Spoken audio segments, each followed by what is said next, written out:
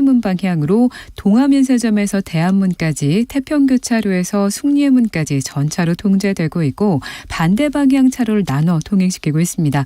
분당수로 청담대교 방향으로는 복정에서 청담대교 북단까지 밀리고 있는데요. 수선화들목 조금 못 간 곳 3차로에 고장난 차가 있고요. 탄천 이교 부근 1차로에서는 사고 나서 주의하셔야겠습니다. 경부고속도로 나들이 정체로 부산 방향으로 천안나들목에서 천안 휴게소 사이, 옥산에서 청주 분기점 사이 여전히 정체고요. 남부권 순천 완주고속도로 순천 방향으로 오수 2터널 입구 부근에서 승용차와 화물차가 부딪혔습니다. 2km권 지나기 많이 어려워졌습니다. KBS 교통정보센터였습니다.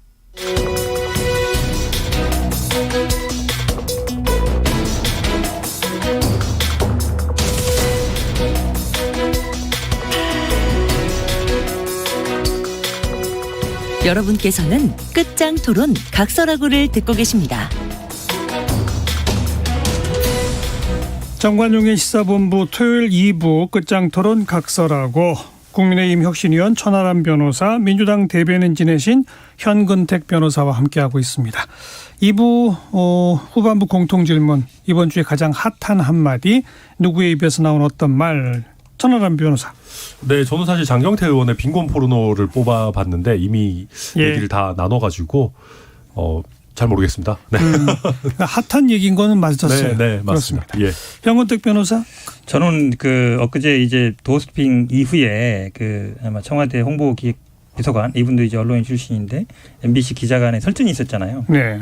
근데 마지막 기자가 대통령한테 물어본 이제 뭐가 악의적이냐, 악의적인 게 뭐냐. 이제 결국은 아까도 계속 나눴습니다만 대통령이 결국은 언론을 바라보는 인식이 하나도 안 바뀌었고, 더구나 뭔가 그러면 팩트를 얘기하고 그다음에 이제 사법부 얘기를 했어요. 사법부에서 가짜로 사건을 증거를 조작하냐면 어땠냐 이랬는데, 사법부는 기본적으로 팩트를 확정하거든요. 어떤 일이 있었다. 그럼 어떤 말을 했다. 그래서 이렇게 방송을 했다. 그러니까 가짜다.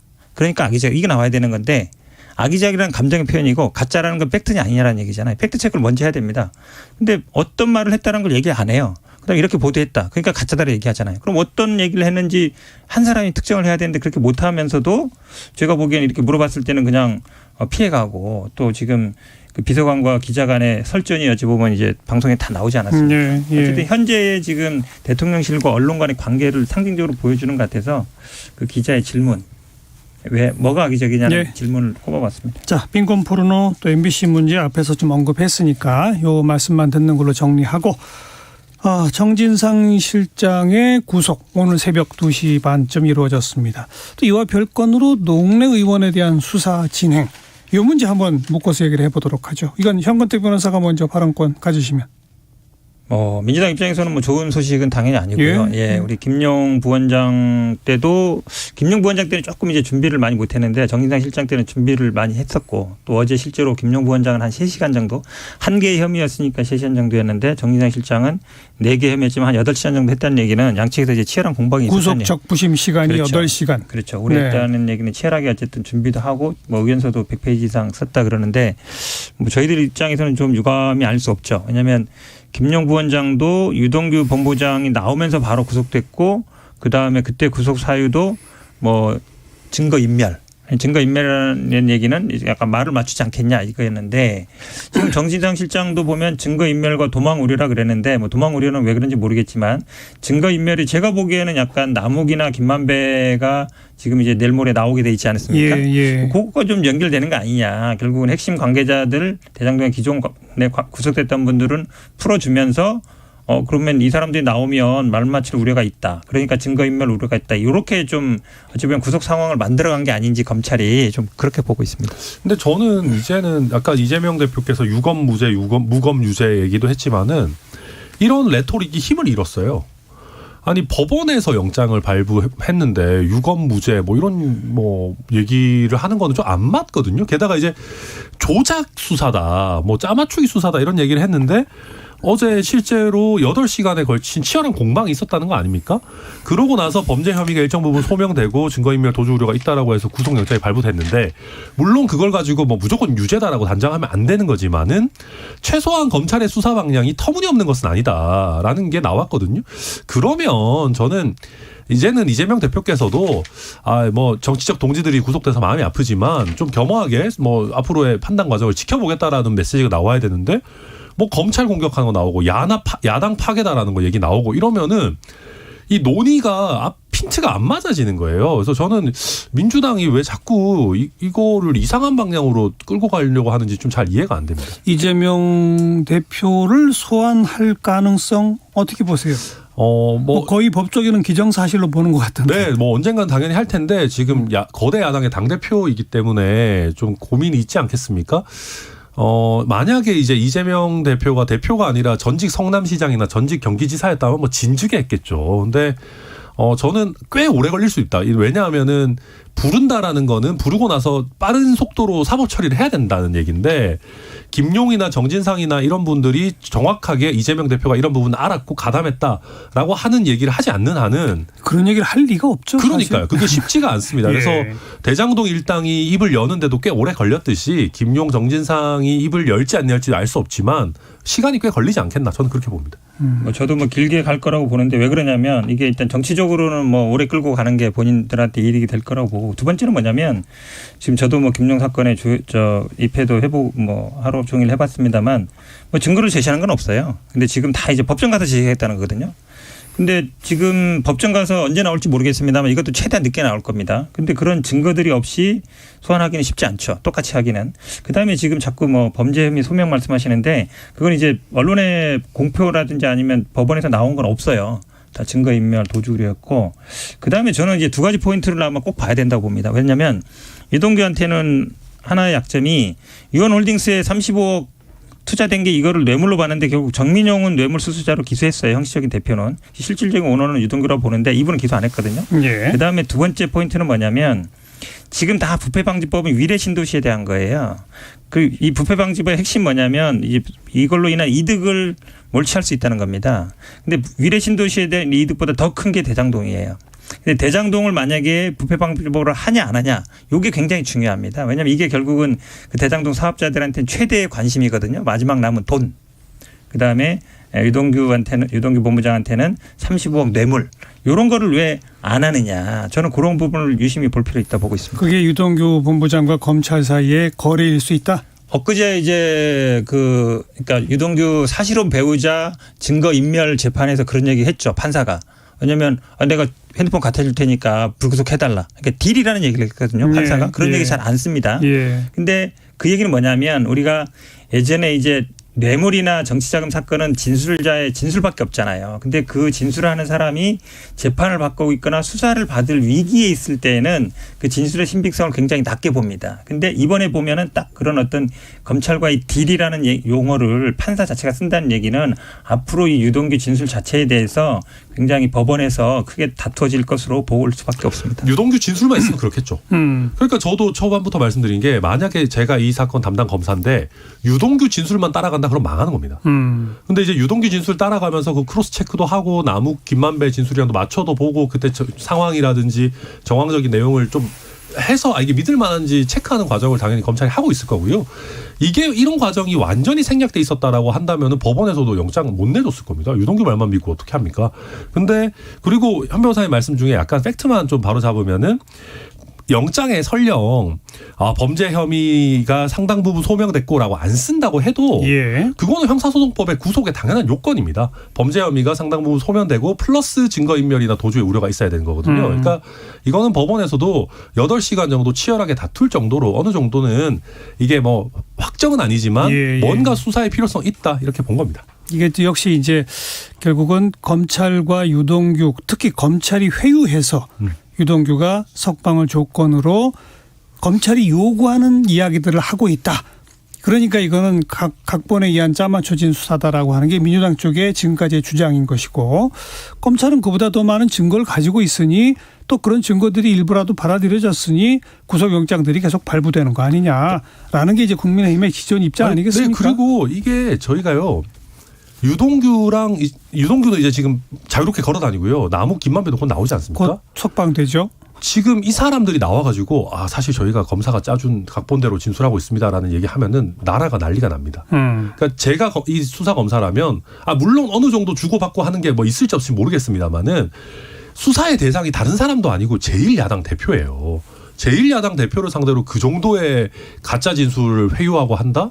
저는 그거는 겁나서 못할 것 같습니다. 네. 나올 때는요 어느 정도 다 얘기가 되니까 나오는 거죠. 지금 아까 말씀드렸잖아요. 남욱이나 김만배 만약에 위례 아니라 대장동 부패방지법으로 기소했으면 추가 기소 안 됐을까요? 예. 그다음에 유동규 30억 뇌물로 추가 기소했으면 영장 발부 안 됐을까요? 그렇지 않거든요. 그러니까 그런 부분들을 보고 있죠. 결국은 우연이라 하기는 한쪽은 들어가고 한쪽은 나가는 게 2번 연속 반복되는 거예요. 그게 결국은 제가 보기에 증거인멸 말 맞춘다는 그걸 프레임을 만드는 게 아니라고 볼 수밖에 없어요. 뭐 이 사람들이 이제 광명을 찾아가지고 뭐 진술도 다 하고 그러니까 이제 나오는 거겠죠. 근데 재밌는 오래 게요. 갇혀 있었어요. 700억 얘기는 유동규도 그동안 계속 부인해 왔거든요. 본인 게 아니다. 근데 이제 녹취록 같은 건 있었고.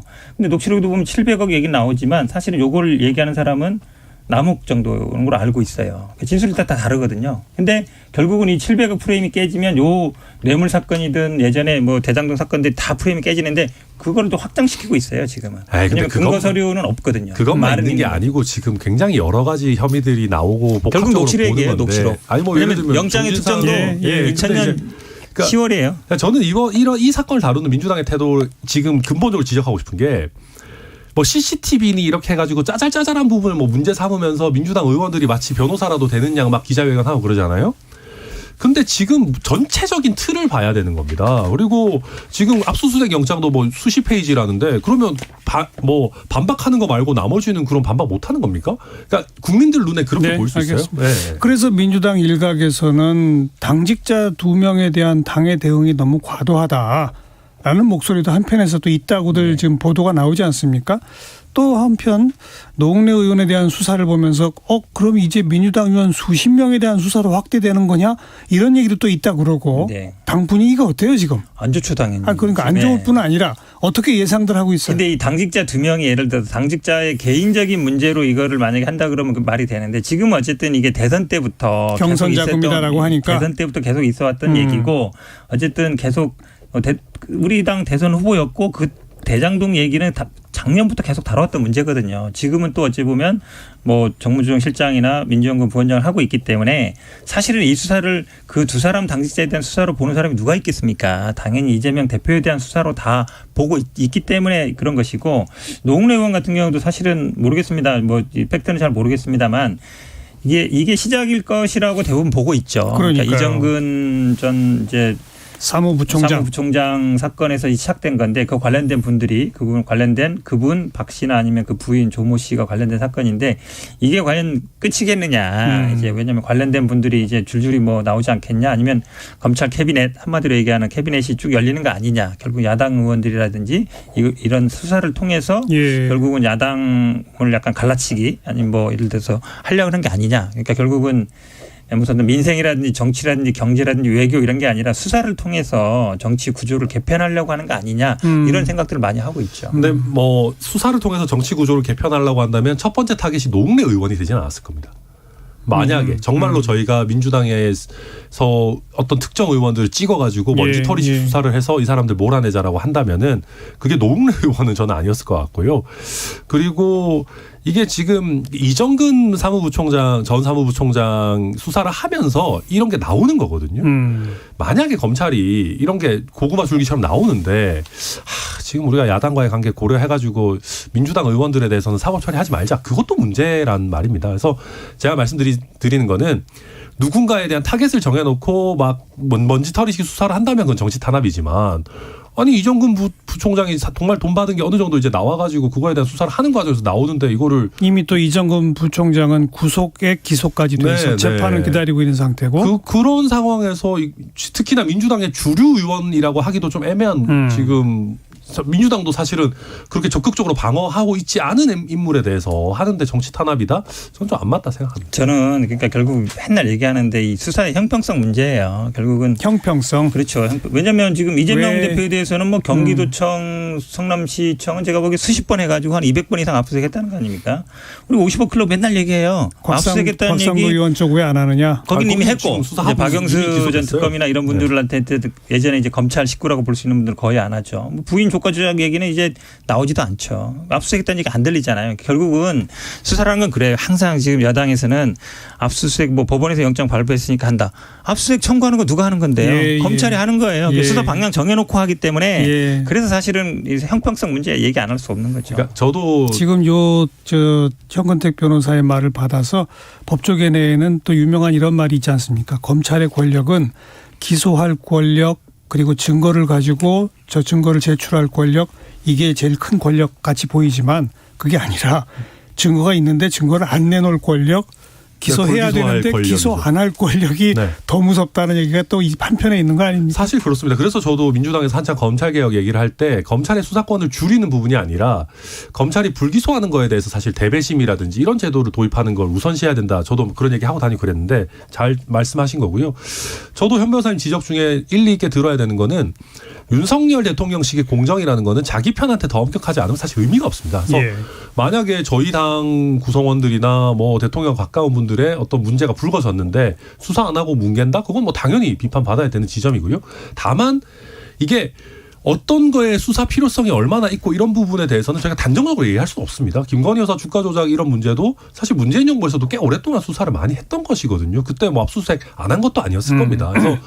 그래서 결국 요약해 보면 제가 수사를 받거나 형사처벌을 앞두고 있을 때 아니 쟤들은 왜 수사 안 하고 저만 가지고 그래요? 라고 하는 게 어찌 보면 약간 할 말 없을 때 하는 얘기이기도 한 예, 겁니다. 그래서 예. 좀 이거는 국민들께서도 정말 불공정한 건지 아니면 코너에 몰리니까 불공정성을 막 부각을 억지로 시키는 건지 좀 지켜보실 필요가 있다 생각합니다. 그게 사실은 이제 조국 장관부터 항상 문제가 됐던 건데 그러니까 모든 군대를 다 압수수색 뭐 수백 군데 해가지고 문제 예, 탈탈 털어가지고 예. 하는 것과 사실은 할 말이 없는 게 아니라요. 정치적인 사건에서는 항상 여야가 이 수사 형평성 얘기 나온 얘기입니다. 알겠습니다. 수십 년 동안. 네. 그런 부분은 중요하죠. 국민들이 봤을 때 공정하냐 정당하냐 보는 이거는 거죠. 뭐 제가 이 방송에서 수차례 언급한 거니까 다시 또 언급할 수 있는데 대선 이전에 검찰은 양쪽 수사를 다 안 했던 거고요. 그렇죠. 대선 이후에 검찰은 한쪽 수사를 유독 열심히 하고 있는 건 분명히 맞는 사실이죠. 그리고 지금 그 한쪽 수사를 열심히 해서 줄줄이 여기저기서 구속이 나오고 있는 것은 수사할 만한 대상이 수사할 만한 거리가 분명히 있나 보다라고 하는 국민적 의심을 사기 충분한 여건이다. 여기까지는 저는 언제든지 얘기할 수 있습니다. 자, 오늘 여기까지 합시다. 끝장 토론 각설하고 국민의힘 혁신위원 천하람 변호사, 민주당 대변인 지내신 현근택 변호사 두 분 수고하셨습니다. 수고하셨습니다. 네, 마이클 프랭스의 안토니오송 함께 듣고요. 전 내일 또 뵙죠. 안녕히 계세요.